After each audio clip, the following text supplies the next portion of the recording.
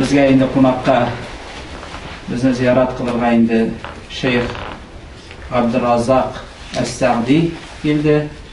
Onun endi Tataristonga keluvi mana shu Bulg'arda akademiya, İslamskiy akademiya uyushtiruvlar bitindi. Hem o endi shu uyushtiruv ishlarini boshlab jibarish uchun programmalar tuzib uchun endi chaqirilgan. Bulay o'zi endi doktor, shariat fanlari doktori, professor, Iordaniya universitetida endi magistratura ham doktoranturada o'qita. Şulay endi tüp chiqishani Iroqdan endi o'zi uyushtirgan endi shariat fakultetlari bor Bagdadda.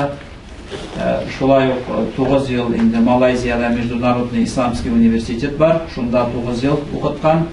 Hem endi Iordaniyada 5 yıl şu aspirantura hem doktoranturada Amman universitetinde işli endi. Hozirgi vaqtda da endi tegi vaqtli shaynunda kelgan şu chaqiruv bo'yicha ham endi Alloh taolaning rahmati bilan endi fursat bizga shunda endi keldi bizga da bizning madrasani, masjidni qadrga endi ziyorat qilirga. Shunga ko'ra da endi o'zining boshqa endi nasihatlarin, va'zin ozgina endi aytib ketdi. Shogirdlarga qarata endi biz endi bir necha kun bo'ldimi deylarsizlar. Bugun endi shu kechki madrasa xotin-qizlar uchun deb endi chaqirdigan shu darsni o'tkazishga deb hem endi bugün ketishaklar. Ondan sonra endi so'rovlaringiz bo'lsa endi yozarsiz opalar. Endi bulay so'rasangiz da bular, agar endi uyoqsangiz mana kishagina nelar bor, qog'ozga yozib jibarsangiz da bular o'zingizni xurshigan ne degan so'rov bo'lsa da yarami. Bismillahirrahmanirrahim. نبههم يعني على آداب الطالبات يعني مع المدرسين في تشويش في الدرس يعني. بسم الله الرحمن الرحيم. الحمد لله رب العالمين، والصلاة والسلام على سيدنا محمد سيد الأولين والآخرين وعلى آله وصحبه أجمعين. أما بعد، فالسلام عليكم ورحمة الله وبركاته. نلتقي على بركة الله في هذا اليوم، صباح هذا اليوم المبارك، في هذه المدرسة والمسجد المبارك. شوشة مبارك كنين مبارك يبتدادي الله تعالى رحمته بركاته بلانيد شوشة مدرسة مسجد سزن بلان إشراشا بزي. والاجتماع لذكر الله والتحدث في العلم يعد من العبادات التي ينال بها المسلم والمسلمة درجة كبيرة عند الله. الله تعالى ذكر إتشن جيلو شلاي عند غيلم مجلسنا جيلو وعند الله تعالى طرفنا زور درجة هم زور صواب.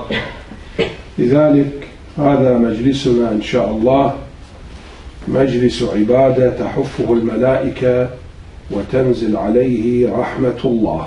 Hem o indi ibadet sanala, şuşu meclisler, hem indi şuşu mecliske Allah Teala'nın rahmeti, bereketi, yine hem şulay yok indi bunda ferişteler ceyla bunda mecliske. والله سبحانه وتعالى في القرآن قارن ذكر الرجل مع ذكر المرأة في أصل الخلقة. Allah Teala indi Kur'an'da ir kişi bilen kadın kızını birge iske olar. Yani varlıkka getiruvleri boyunca olar ikisi birge gelir. Ir kişi de kadın kızlar. والله تعالى يقول يا أيها الناس إنا خلقناكم من ذكر وأنثى، من ذكر رجل وأنثى المرأة. Hem Allah Teala ayta ey kişiler biz sizni halak kıldık irden hem kadından deyip. Yani ir kişiden hem kadın kızdan deyip birge ayta. فالرجل وحده يعد ناقصا بدون المرأة، والمرأة وحدها تعد ناقصة بدون الرجل. Ir kişi üzerine bulsa kadın kızsız ol kimçilikli bular. Hem şulay kadın kız üzerine bulsa irad bulmasa ol kimçilikli bulur idi. فالرجل يكمل المرأة، المرأة تكمل الرجل، ومنها تنشأ الأسرة منهما. Şulay etip kadın kız ir kişini tululandıra hem ir kişi kadın kızını tululandıra hem şulay ettirip gaile, tulu gaile barlıkka kile. والرجل والمرأة منا نحن البشر يعودون إلى نفس واحدة وهو آدم. Hem ir kişide, hatın kızda indi barlıkka kilu ve boyunca bir kişiden barlıkka kilgen, yani Adem aleyhisselam'dan barlıkka getirilgen, yasalgan. لأن الله تعالى قال يا أيها الناس اتقوا ربكم الذي خلقكم من نفس واحدة وهي آدم. Çünkü Allah Teala Kur'an'da ayette, ey kişiler, Allah Teala'ya takva bulunuz. Çünkü ol sizni bir nefsiden, bir candan barlıkka getirdi. Yani Adem aleyhisselam'dan barlıkka getirdi, yasadı. وآدم عليه السلام خلقه الله تعالى من تراب. Hem Adem aleyhisselam'ın bitinde Allah Teala balçıktan yasadı, barlıkka getirdi. القرآن يقول الله تعالى إن مثل عيسى عند الله كمثل آدم خلقه من تراب ثم قال له كن فيكون. Allah Teala Kur'an'da ayette, İsa aleyhisselam'ı Allah Teala Adem aleyhisselam'ı barlıkka getirgen kibik barlıkka getirdi. Ul Adem aleyhisselam'ı balçıktan yasadı, hem ayette bul deyip, hem ul buldu. فعندنا في هذا الكون كله حدث في الأنبياء أن نبيا جاء من دون أب وأم وهو آدم. Hem indi peygamberlerden Adem aleyhisselam yine peygamberlerden indi atasız hem anasız varlıkka getirildi. Birüzü. وجاء نبي من أم بدون أب وهو عيسى ابن مريم. Hem indi şulay peygamberlerden bir peygamber şunday buldu, onun anası buldu, atası bulmadı. Anadan gına varlıkka geldi. Hem o İsa aleyhisselam. وحتى نعرف أهمية المرأة لا يوجد عندنا من وجد بأب بدون أم. Hem indi şuşu bilgirtedi, hatın kızının mühimligin, ehemmiyetin uğrunun değil. Çünkü peygamberler arasında bir atadan gına varlıkka gelgen peygamberler yok değil. Ama anadan gına varlıkka gelgen peygamber var, hem o İsa aleyhisselam. لكن تبقى الأم هي أيضا نابعة من الرجل لأن الله قال وخلق منها من هذه النفس آدم عليه السلام وخلق منها زوجها من هي حواء. Lakin de şu hatın kız barıbır ir attan varlıkka getirgen. Çünkü Allah Teala Kur'an'da ayette, hem şu nefsiden, candan, yani Adem aleyhisselam'dan varlıkka getirdik onun hatının, yani Havva'nı, Adem aleyhisselam'ın üzerinden yasalgan Havva anamız. وحتى ندرك المشاركة بين الرجل والمرأة ماذا قال القرآن وبث منهما اثنينهم رجالا كثيرا ونساء. Hem Allah Teala indi ilk kişinin de hatın kızının da ehemmiyetini belirtir için etti, hem onların ikisinden de, yani Adem aleyhisselam hem Havva anamızdan irlerini hem hatınlarını varlıkka getirdik, yani nesillerin varlıkka getirdik. والإسلام كرم بني آدم عموما يعني مسلم غير مسلم من أي لون من أي لغة قال ولقد كرمنا بني آدم يعني كرمه يعني فضله على الحيوانات. Hem Allah Teala indi Adem balaların, yani Adem aleyhisselam'ı hem hatının indi başka mahluklardan üstün kıldı, faziletli kıldı. Yani kişiler hayvanlardan üstünrek hem faziletli kıldı. لكن التكريم غير موضوع الجزاء في الآخرة. تكريم يعني أن الله جعل الإنسان في الدنيا عنده عقل عنده تفكير، هذا تكريم له ميزه عن الحيوان. لكن في الآخرة الجزاء في الجنة أو في النار على العمل. Allah Teala şulay etip bu dünyada hürmet kıldı Adem babasının kişilerini hayvanlardan üstünlere getirip ona akıl nimeti verip hem başka nimetler verip ayırıp akıl, fikirlev, selete verip, lakin bu dünyalık işine bendeni hürmetlev ul ahirette kuşmuyor. Ahiretteki hürmet kılı Allah Teala tarafından ul amellerge beyli, amelge karab kınarlar.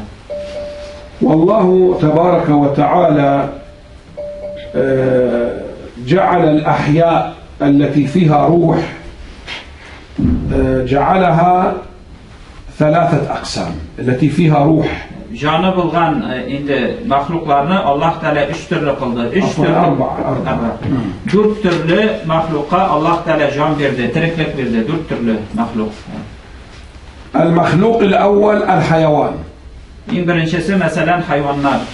والحيوان ليس له عقل لكن يأكل ويشرب ويتزوج لكن ليس عنده عقل ولذلك ليس بمكلف بدعوة الرسل. Hayvanların akıllı yok. Lakin onların tirikliği var, aşıylar, işeler, bileler mesela. Lakin onların akılları bulmak sebeple Allah Teala onlara vazife yüklemedi. Hem onlar amelleri için cevap vermeyecekler. الثاني الملائكة. İkincisi ferişteler. هؤلاء أجسام من نور فيها فقط العقل لا تأكل ولا تشرب ولا تتزوج. Bu feriştelerde akıl var. Lakin indi tilekler yok mesela. Aşağı şu kibik ilanu, nikahlanu kibik andi evirler yok. Onlar nurdan yaratılgan hem onların akılları var, tilekleri yok. يعني انظروا إلى المقابلة. حيوان ليس فيه عقل يأكل ويشرب يتزوج. ملائكة فقط عقل لا تأكل ولا تتزوج. Şulaytırıp bakmak karşı iki mahluk mesela. Birisi hayvanlar. Onların akılları yok. Lakin aşıylar, işeler hem de indi nikahlanırlar. Hem ikinci anın karşısında o ferişteler, onların indi aşağı şu nikahlanı evirleri yok. Lakin onların akılları var. الملائكة غير مكلفة بدعوة الرسل لأنها تتلقى الأوامر مباشرة من الله تعالى. Feriştelerge de indi peygamberler verilmiyor. Onlar indi peygamberlerden yani işler, ameller almıyorlar, buyruklar. Lakin niçin? Çünkü ferişteler turudan turu Allah Teala'nın izinden alırlar emirlerini, buyruklarını hem şunu utiler. Peygamberlerge muhtaç durur. لأن الله في القرآن قال عن الملائكة عباد مكرمون. Allah Teala Kur'an'ın üzerinde eytab etindi. Ferişteler turunda ibadun mukramun deyip yani hürmetli bulgan kulları Allah Teala'nın. لا يعصون الله ما أمرهم ويفعلون ما يؤمرون من الله الأوامر. Onlar ferişteler indi Allah Teala buyurgan eybirge karşı kelmeler hem her bir kuşkan işini işleyler değil. يبقى عندنا الآن قلنا حيوان ملائكة يبقى عندنا الإنس والجن. Hem üçüncü, dördüncü bizden mahluklar kaldı indi, can iyisi bulgan, onlar indi kişiler hem cinler. الإنس والجن فيهم من صفات الملائكة لأنه عقلاء. الجن أيضا عاقل والإنس عاقل. Cinlerde hem kişilerde indi feriştelerinin sıfatı var, hem o akıl. Akıl indi kişilerde de var, hem cinlerde de var. وفيهم من صفات الحيوان الجن والإنس يأكلون ويشربون ويتزوجون. Hem şulay o indi cinlerde hem kişilerde hayvan sıfatları var. Mesela aşağı işu kibik hem nikahlanu kibik. Ve ila kuru kibik. إذن الإنسان والإنس والجن فيه صفة ملائكية وهي العقل. فيه صفة حيوانية وهي الطعام والشراب والزواج. Şulay indi kişilerde de hem cinlerde de indi feriştelerin sıfatı da var. Hem o akıl hem hayvanların sıfatı da var. Hem o aşağı işu hem nikahlanu kibik yani bütün sıfatlar var. فالإنس والجن هم المكلفون بدعوة الرسل لا بد أن يعملوا بما قاله الرسل من الله سبحانه وتعالى. Hem şuna göre de indi kişiler hem cinler yine ferişteler, peygamberler kuşkanlarını üterge tiyişler hem onlara iyerge tiyişler. Allah Teala tarafından ciberilgen buyruklarını üterge tiyişler. ولذلك مثل ما في الإنس كافر مسلم حنفي شافعي في الجن كذلك كافر مسلم حنفي شافعي من الجن كذلك نفس الشيء. Hem şuna göre de indi kişilerden kafirler bulgan kebek, müminler bulgan kebek, cinlerden de mesela yeki şafiiler, hanefiler bulgan kebek yok. Cinler arasında da kafirler var, müminleri var. Mesela şuluk hanefileri var, hem şafiileri var mesela fikri meselede. الصلاة واجبة علينا واجبة على الجن. الحج واجب على المستطيع علينا، الجن واجب على المستطيع يحج وهكذا. Namaz bizga farz bo'lgan kebek, ularga da namaz farz. Haj bizga masalan mumkinchiligimiz bo'lsa farz bo'lgan kebek, jinlarga da haj ul farz bo'lib turadi. ولذلك بالقرآن الكريم جمع الله بينهما قال في سورة الذاريات وما خلقت الجن والإنس إلا ليعبدون. Şuna görə Allah Teala kişilərni həm jinlərni birgə iskə alar.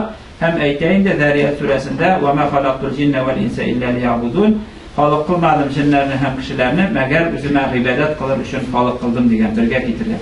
فقط يختلف الإنس عن الجن في أصل الخلقة.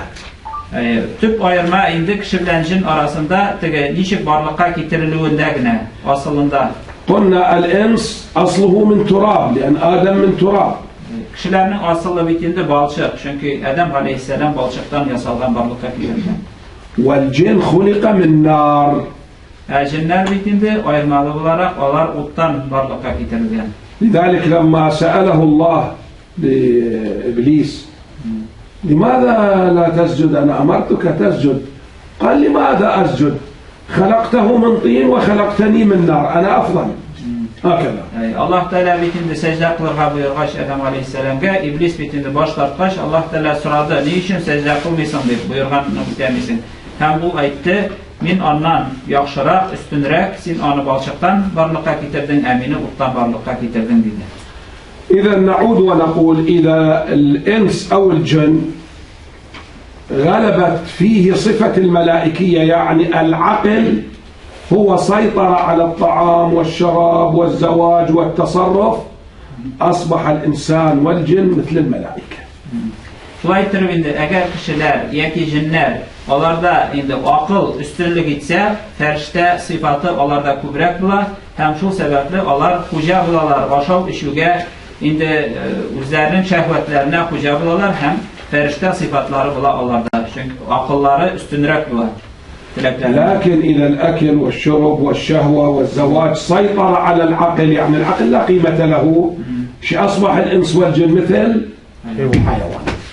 Ama indi kilisinçe eğer kişinin indi şehvetleri, tilekleri, aşağı şu kebek mesela yakınlık kılığı kebek tilekleri indi akılından üstünürek bulsa, akılına hüca bulsa o vakitte indi onun hayvani sıfatları üstünürek bular, hem bu hayvanlar kebek bular, hayvan kebek bular. لكن الفرق في هذه الحالة بين الإنس والجن والحيوان بينهما أن الإنس والجن يوم القيامة يحاسب فإما نعيم وإما جحيم.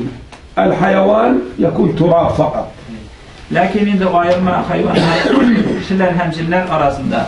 Kişiler hem cinler şuşu eğer onların tilekleri akılga hüca olsa kıyamet gününde şunun için hesap kılınalar hem cevap verecekler. Ama hayvanlar onlardan ayırmalı olarak hesap kılınmayacaklar, cevap vermeyecekler. Belki balçıkka, tufrakka eğlendirirler kıyamet gününde. لذلك يوم القيامة الكافر العاصي ينظر إلى الحمار إلى الكلب صار تراب يقول أتمنى أنا حيوان أتمنى أنه أنا حمار حتى يكون تراب لأن الله قال يوم ينظر المرء ما قدمت يداه ويقول الكافر يا ليتني كنت ترابا. Şulay taraftarlar gününde hayvanlar tufrakta eğlendirilecek. Kafirler şuşunu görüp mesela şuluk etini, işek ne bilsin, balçıkka, tufrakta eğlengenin görüp eytirlerdi. Şuşu Gamme suresinin ahırında eytirgençe hem bu üze kılgan amellerge karar hem eytirdi. Ey bin tufrak bulsam şedip, şuşu hayvanlar kebek tufrakta eğlensem şedip. يعني لو أتينا إلى رجل أو امرأة لا يصلي وقيل له لماذا لا تصلي أنت حمار جرباب وربما يقتلك لكن يوم القيامة هذا الذي لا يصلي يقول يا ليتني كنت حمارا حتى أصير تراب هو يتمنى لنفسه. Hazırki vakitte mesela namaz okumagan indi, şu kafir bulgan irge yaki hatınga aytsan, sin işek disen mesela, sin et disen, o indi bir katı aşılanırga, soğuşurga mümkün senin bilen, utirge mümkün değil, şu söz için. Lakin şu kişi kafirdi kıyamet gününde eyteşek, ey şu yani hayvan bulsam şey işek, yaki et bulsam şey tufrakka eğlenir idim deyip eyteşek değil. يعني عجب. نعم. يتمنى أن يكون تراب. أيوة يتمنى. نعم. فإذا المرأة هي كما يقال نصف المجتمع، نصف رجل ونصف مرأة. أيوة. Şulay ettirip xатын kız ul indi cemriyetinin yartısı yeki indi uzi de iki ülüşten tura deb aytirganlar. Yartısı ir hem yartısı xатын. Cemriyetinin yartısı irlerden, yartısı xatınlardan gibi ve fi xilqatiha aydan yani. هي تكمل الرجل. كيف تكمل؟ هو نصف وهي نصف. Şulay ettirip ul ir kişini tululandıra deyil. Cemriyetinin yeki cemaatinin yartısı iratla hem yartısı xатын kızlar. Hem ul ir kişini tululandıra onun yartısı deyil. لكن لو دققنا في النظر نجد أن مسؤولية المرأة أكبر من مسؤولية الرجل. الرجل مثلا يخرج للعمل، يأتي بالطعام للأولاد، يأكلون، يلبسون، يشربون. الأم في البيت تعاصر الأولاد أكثر، وهي مدرسة لهم في الأخلاق وفي التوجيه والعمل الصالح. Lakin nağrak tikişini qarasak de, xатын qızının vazifası, cevaplılığı kübrək hem üstünrəkdir. Çünkü ir kişinde ol, çıqıb gitə, iş işliydi, fayta, aşı, yoxluydu mesela, hem küp vaxtı onun işdə üte. Ama xатын qız günü boyu üydə tura, hem onun üstündə bitində olur cevaplılık, balalarını qarav tərbiyələ uyunşadır. يعني ممكن الرجل اليوم لا يوجد عنده طعام ولا عمل، ممكن يذهب يطلب من المحسنين، يأخذ قرض حسن، ممكن، لكن لأن فقد الطعام. لكن إذا فقدت الأخلاق كيف الأم تأتي بها؟ تستقرض، تأخذ يعني تطلب من الجيران.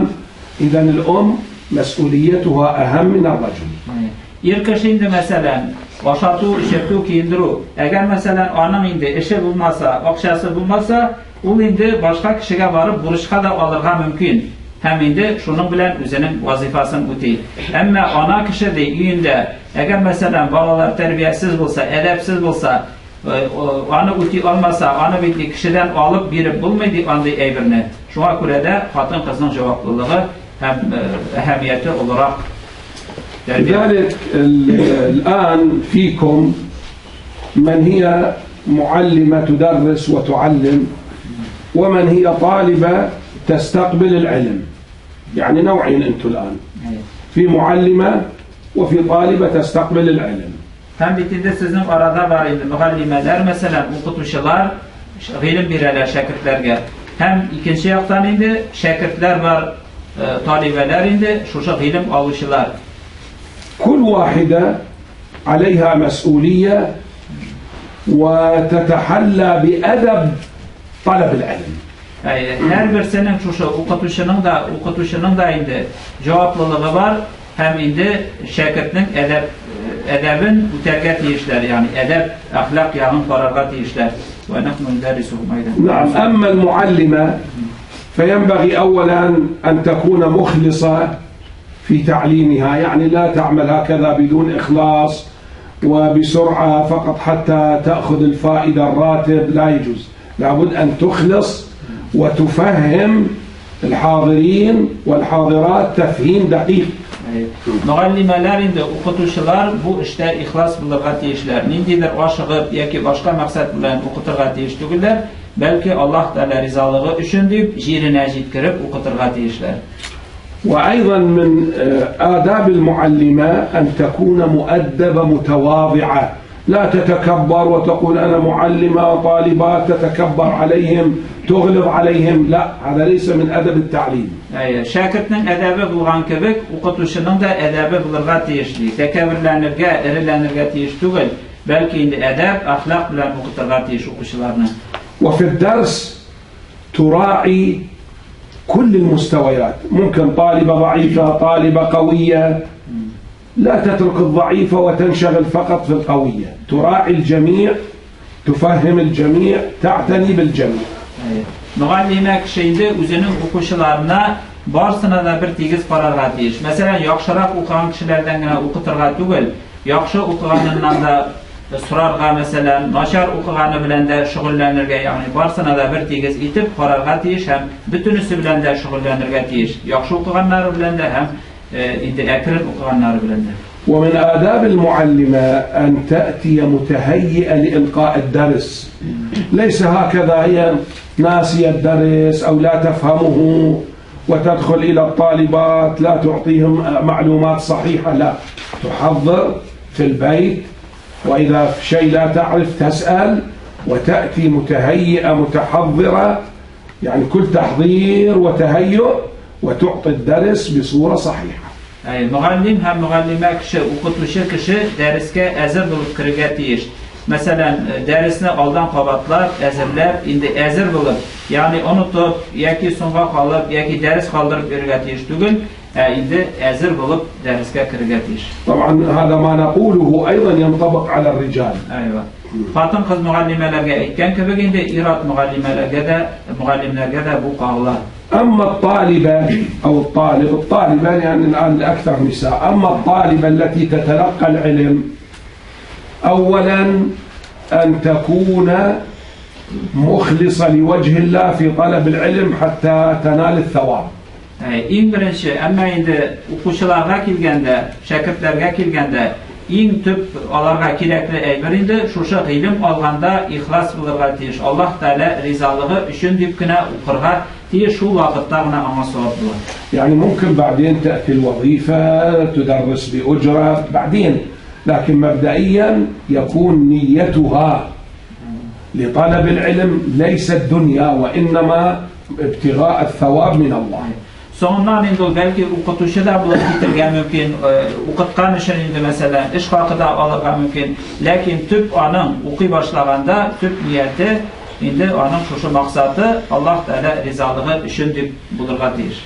وإذا حضرت الدرس أولا أن تكون على غاية من الأدب والتواضع، لا تكثر الكلام، لا تتكلم مع صاحبتها، لا تشوش على المعلمة وكأنها جالسة يعني في مقهى، هذا لا يجوز.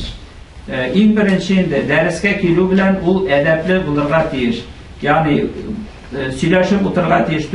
Vakta başka ipteşleri bilen anayın da yani bizlik şeykende indi bazarga eğlendirge deyir tügüldük. Belki tüvençilikli kıyafette edepli bulurga deyir. Hem ilim alırga hazır bulurga deyir. Yani kana أصحاب النبي صلى الله عليه وسلم من الرجال والصحابيات من النساء من المهاجرات والأنصار، إذا تكلم النبي صلى الله عليه وسلم ويعلمهم النساء والرجال يقول كأن على رؤوسهم الطير هكذا، يعني لو تحرك هكذا يطير الطير، كأن على رؤوسهم الطير.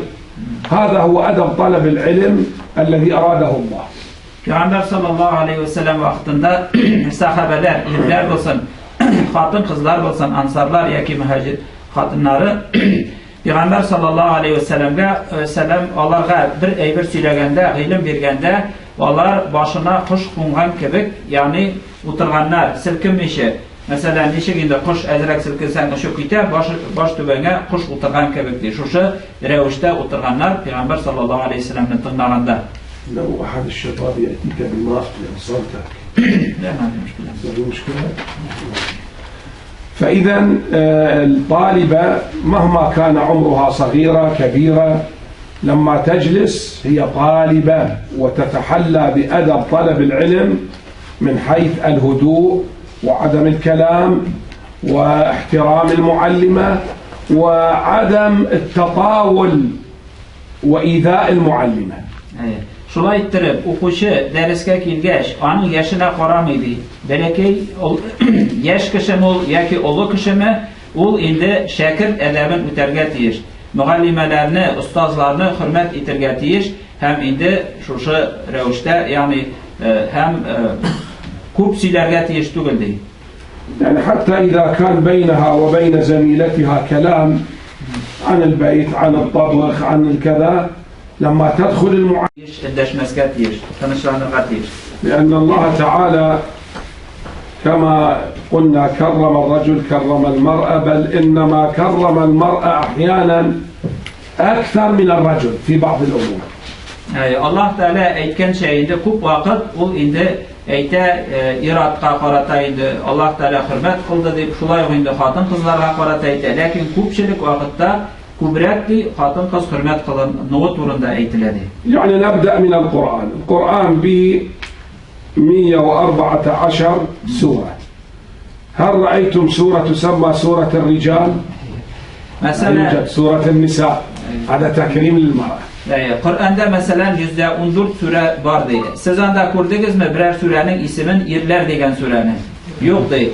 Lekin anda bitindi An-Nisa surasi, ya'ni xotin qizlar surasi bor. Ha bu hurmat qilish loyiq. Qur'onda ayrim bir surani xotin qizlar surasi deb aytdi. كثير من الآيات تهتم بشؤون المرأة. كثير من الآيات في سورة البقرة، في سورة النور، في سورة النساء، في سور أخرى اهتمت بالمرأة. Hem şulay indi bir ko'p oyatlarda xotin qizlarga ahamiyat beriladi. Xotin qizlar turida aytiladi Allah Taolaning indi oyatlarında, masalan şuluq Baqara surasida bir ko'p oyatlarda, Nur surasida bitindi ayrim xotin qizlarga ahamiyat berib oyatlar keladi. فذكر حقوق يعني كيف تلبس اللباس الملابس. Xotin qizlarning kiyimi turida esga olinadi. وذكر كيف تكون زوجة. Nechik nindi xotin bo'lirga tegish, xotin bo'laroq. وذكر كيف تكون مرضعة. Nechik etib bola emizi turida aytiladi xotin qizning. وذكر كيف يكون لها عدة وما هو الواجب في العدة. تفاصيل كثيرة في المرأة بالقرآن. Hatta endi xotin qizning ko'rimlari turida nechik bo'larga tegish, nindi hukmlar, ya'ni bir ko'p xotin qizlar turida, ularning hukmlari turida Alloh taolo Qur'onda aytadi. وضرب القرآن مثلا للنساء الصالحات. Şulay Allah Teala aytindi izgi xotinlarga misollar keltiradi Qur'onda. فذكر مثلا امرأة فرعون الله بنى لها بيتا في الجنة. Hem Allah Teala aytindi Firavunning xotinini esga ola Qur'onda, ona jannatda yurt bulduruvi turunda, yurt buluvi turunda aytadi. وذكر مريم بنت عمران وهي سيدة نساء العالمين. Hem Meryem anabız turunda aytindi. Hem ol aytindi İsa aleyhisselamning onasi onun turunda aytadi. Hem Seyyide Meryem. Xotin qizlarning bitindi xo'jasi turunda, ya'ni Meryem anabız turunda edi. Fazilati turunda edi. وذكر أمهات المؤمنين زوجات النبي صلى الله عليه وسلم بأن الله طهرهن إنما يريد الله ليذهب عنكم الرجس أهل البيت ويطهركم تطهيرا. Hem Allah Teala bitindi şulay Peygamberimiz sallallahu aleyhi ve sellem'in xotinlari turunda aytadi. Onlarning pok bo'lulari turunda hem oyatdagilar bitindi Allah Teala sizni poklarga tilaydi. Peygamberimiz sallallahu aleyhi ve sellem'in xotinlari turunda, onlarning pok bo'luvi turunda aytadi. وبالمقابل ذكر النساء السيئات. Hem qopma qarşısında Allah Teala esga ola yomon xotinlar turunda. يعني ذكر مثل زوجة نبي الله نوح، زوجة نبي الله لوط، هؤلاء في النار. Mesela Nuh peygamberning xotini turunda, ham Lut peygamberning xotini turunda, ularning cehennemde ekani turunda Allah Teala esga oladi. أيضا ذكر زوجة أبي لهب وامرأته حمالة الحطب في جهنم. Hem Tevbe surasida bitindi Ebu Leheb'ning xotini turunda esga oladi. Hem ol endi cehennemde endi o'tin taşıyacak yağır üçün yerine. هذا يعني تكريم المرأة في القرآن. لو ذهبنا إلى السنة النبوية أيضا كرمت المرأة. Yani bu indi Qur'onda qizlarni hurmat qilib olar turida aytilgan oyatlar.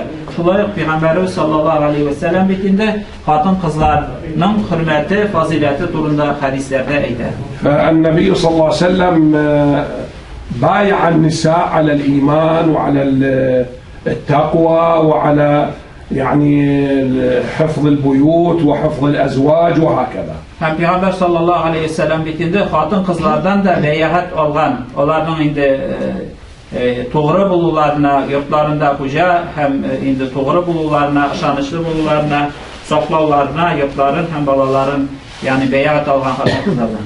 وأيضا النبي صلى الله عليه وسلم مدح نساء الأنصار لأنه كنا يسألن عن أمور الدين كثيرا. قال نعم النساء نساء الأنصار لا يمنعهن الحياء من أن يسألن عن أمور دينهن، عن الحيض وعن الجماع وعن الغسل. لا هذا لا حياء في الدين. Hem Peygamber sallallahu aleyhi ve sellem ansarlarının hatınların, mü'mine hatınlarını, ansarlarının hatınların maqtagan hem eyken nindi yaxşı hatınlar alar, ansarlarının hatınları. Onlar nidi üyalıları sorav biruden, şeriatını öğrenüden tıymıydı. Hem onlar indi Peygamber sallallahu aleyhi ve sellem'den bütün meseleler turunda sorav hükümlerini uti-tagan bulganlar. ثم أعطى الإسلام ميزة للمرأة ليست للرجل. مثلا نحن نأتي من بيوتنا في الفجر أو العشاء ظلمة في الثلج في المطر، نصلي في المسجد جماعة حتى ننال 25 درجة بس 25 درجة. Hem İslam dini hatın kızga indi şunday üstünlük ayırma vergen başka dinlerden ayırmalı olarak mesela indi ilk kişi cemaat namazına meşitke bara bitindi. Yağmur bulsa da varıgat değişindi, kar yağsa da hem o indi 25 dakika artığırak sevap ala özü ayrım okuğa paraganda namazını. المرأة أكثر من هذا لما تصلي في بيتها حتى لا تأتي للمسجد، لما تصلي في بيتها صلاتها ب1000 صلاة كأنها صلت في المسجد النبوي. Ama hatın kızının değil, meşitke varmasa da uz üyünde okusa da değil, Peygamber sallallahu aleyhi ve sellem'in meşitinde min namaz okuyan gibi sevap buladı. لذلك في الحديث Üstünlük verilgen hatın kızlar. صلاة المرأة في بيتها كصلاتها في مسجدي هذا.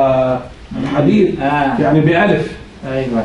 Bu min namaz okuyan gibi koyan alıngan. Çünkü Peygamber sallallahu aleyhi ve sellem eytken hadiste hatın kızının üyünde namaz okuğu benim şuşu meşitimde min namaz okuğu kibik degen. Benim şuşu meşitimde namaz okuğu kibik degen. Peygamber sallallahu aleyhi ve sellem meşitinde namaz okuğu bitindi, başka meşitke karaganda min tapkır artıqıra.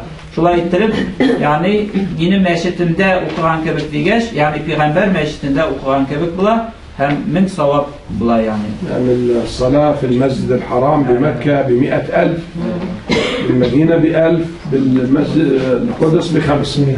Çünkü bitinde haram meşitinde okuğan namaz, başka yerde okuğan namazdan 100.000 tapkır artıqıra, Peygamber sallallahu aleyhi ve sellem meşitinde okuğan namaz min tapkır artıqıra savabı, Aksa meşitinde bitinde okuğan namaz, başka meşitte okuğan namazdan 500 tapkırga artıqıra. ثم هناك واجب آخر وهو الدعوة إلى الإسلام ليست على الرجال فقط، أيضا النساء كما يكون الرجل داعيا المرأة تكون داعية، تنشرين فضائل الإسلام، أخلاق الإسلام بين الناس. ربما واحد غير مسلم، امرأة غير مسلمة لكن لا تعرف عن الإسلام شيء، لما تذكرين الأمانة والصدق والإخلاص وكذا وكذا ربما الله يهديها بسببك فتسلم فلك خير من الدنيا وما فيها. Hem Allah Teala'nın dinine şakırı vazifası, yani olu vazifa fazilet bitinde irlerge gene tugul hatın kızlarga da yüklengen. Hem bu vazifanı Allah Teala'nın dinine şakırı davatını hatın kızlar da başkaralar. Hem bu olu fazilet üstünlük bitinde. Hem mesela sizin indi İslam dini turunda söyleyəviniz gene de anın edebin ahlakın kursatu indi örnek bulu da belki başka Müslüman bulmayan hatın kızının İslam dinine kilüğüne sebep bula, hem sizin ve indi olur savab bula. لذلك الآن إن شاء الله نفسح المجال لمن عندها من النساء أو الرجال.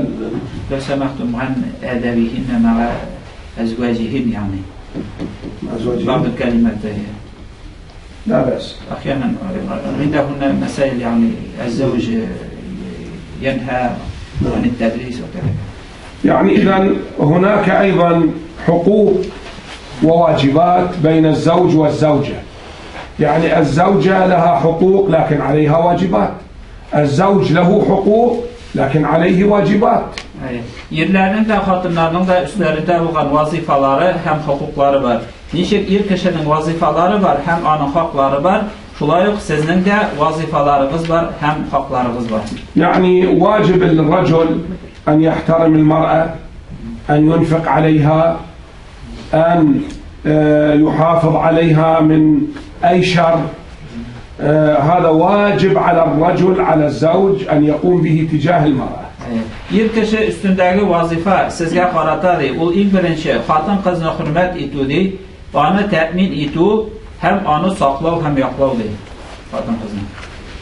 وله حقوق على الزوجة أنه أولا أن تقدم له الخدمة، أن تكون متواضعة معه، لا تتكلم بكلام بذيء فاحش معه، هذا لأنه ليس من آداب المرأة المسلمة.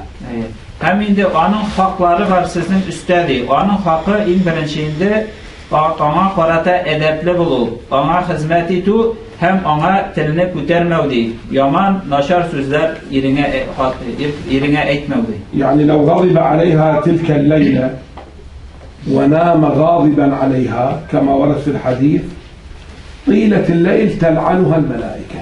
Hem indi hadiste eytilgençe meselen, eğer iri hatınına aşulansa, hem tünü boyu aşulanıp çıksadı, irtenge hatli, şuşu bütün vakit, yani irtenge hatli, ferişteler ul hatını lağnet kılırlardı.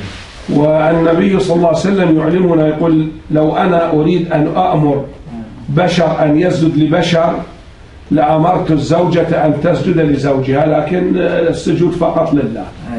Peygamber sallallahu aleyhi ve sellem bitinde eytken, bilesiz indi, eğer de yeryüzünde bir kişi ikinci kişiye secde kılı ruhsat etilse, hatın kızga özünün irine secde kılını buyurur idindi. Lakin bitinde biz Allah Teala'ya secde kılardı şeriatımız. بعدين يعني إذا أغلظت القول معه الزوج وأصبحت سيئة معه سينعكس على تربية الأولاد، يعني بناتها سيأخذن العادة منها وبالتالي هذا ليس من مصلحة حياتهن في المستقبل.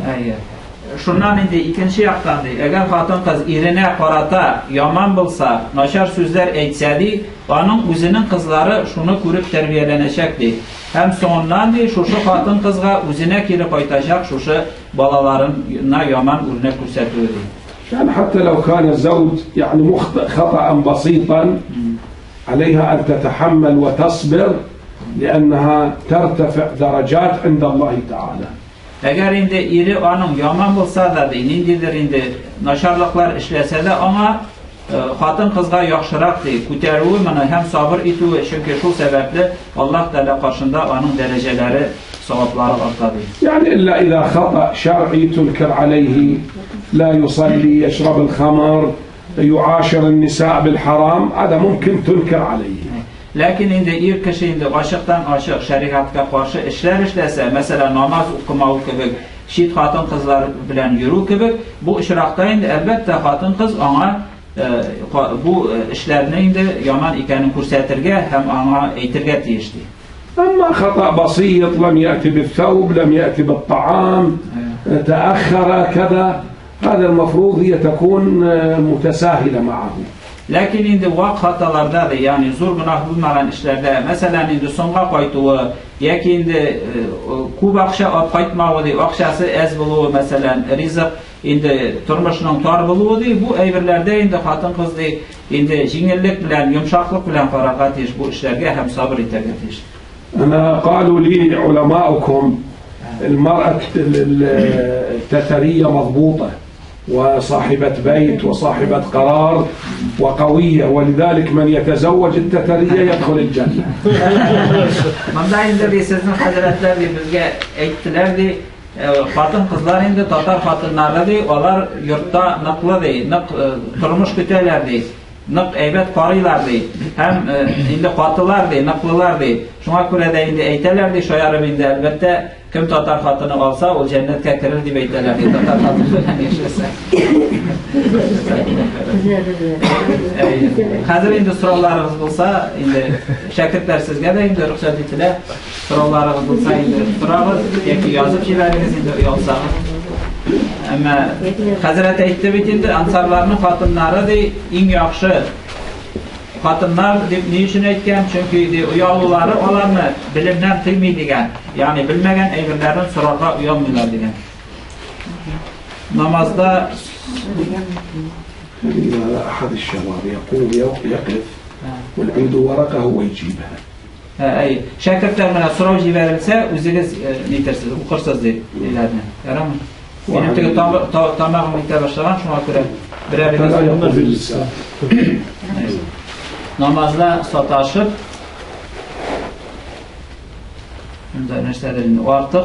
artık ya kim okula şu vakitte şu daimi kavatlana min ana namazdan son yalğışkan sayın səhvu qılırğamı yoki yanadan oqırğa kerakmi? Vakitte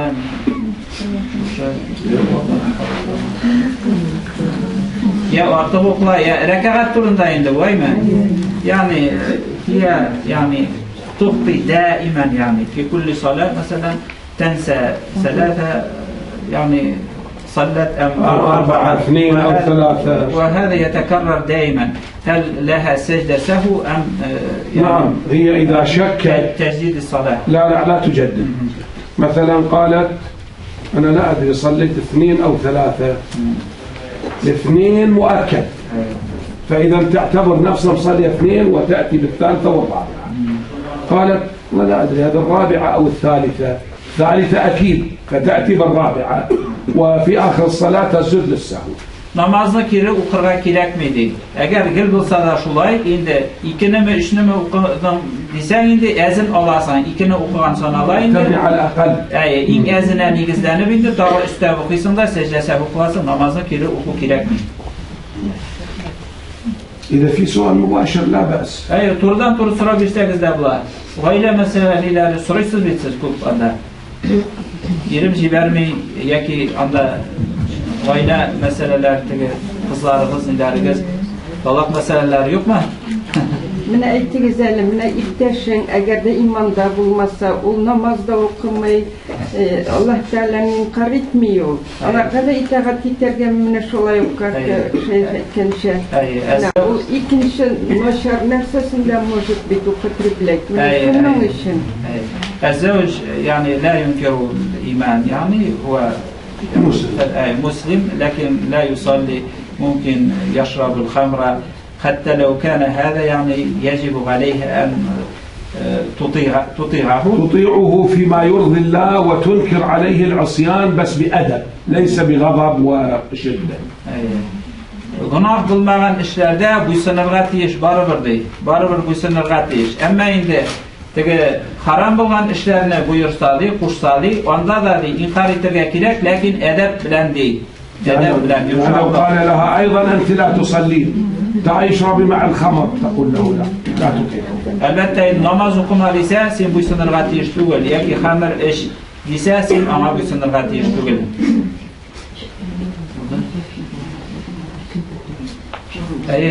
sıra. عندما تصوم نافلة هل يجب عليها أن تسأل رخصة زوجها؟ هو يعني الصيام الفرض بدون إذن الزوج وهذا الفرض والنفل إذا كان الزوج غائبا تصوم لكن إذا حاضر الأفضل أن تأخذ رأيه وتعلمه. Eğer indi farz bulsa yerden sonra tiyiş değil, anlaşılayın deyinə, tutarğa tiyişsin. Ama indi nefil urazası bulsa değil, eğer yerin üyle bulsa, yerin üyle bulmasa indi sorab turup kerek değil, tutalasın. Ama yerin üyle bulsa elbette yaxşıraq değil, ona eytu. Yani ruhsat sorab değil, uraza tutam deyip eytu, ondan eytu kerek. Менің бик қиын бір сұрауым бар. Мен өзімнің медицинский показаниялар бойынша 20 сағат ураза тұтамын. Шуны ноябрь, декабрь айларында күнлер қысқа уақытта тұта аламын қоза иттіріп. Ол дұрыс болады. يعني مريض لا تستطيع أن تصوم مثلا في الصيف عندنا مثلا 20 ساعة تقريبا ممكن أو 18 هل يمكن لها أن تقضي في الشتاء عندما لا هو يعني هي في رمضان لما يأتي بالصيف تبدأ بالصيام إذا وصلت إلى مرحلة المشقة لا تتحمل ظهر العصر يعني لا تتحمل تفطر وتقضي لكن من البداية تفطر لا. Eğer de Ramazan ayı kirse 20 saat tuta olmasanız da baribir niyet kılıp urazaga kirige kerak deydi. Lakin sonradan indi qiyinlashsa urazani ochasiz.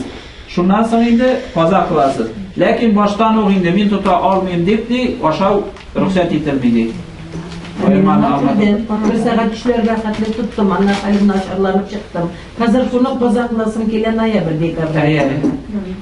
Yani تريد أن تقضي في الشتاء، هل يمكن يعني أو الآن مثلا في نوفمبر؟ لا إذا كان قديم تقضي في الشتاء. أي غير مصري قش كنا قضاء قصاص دولة.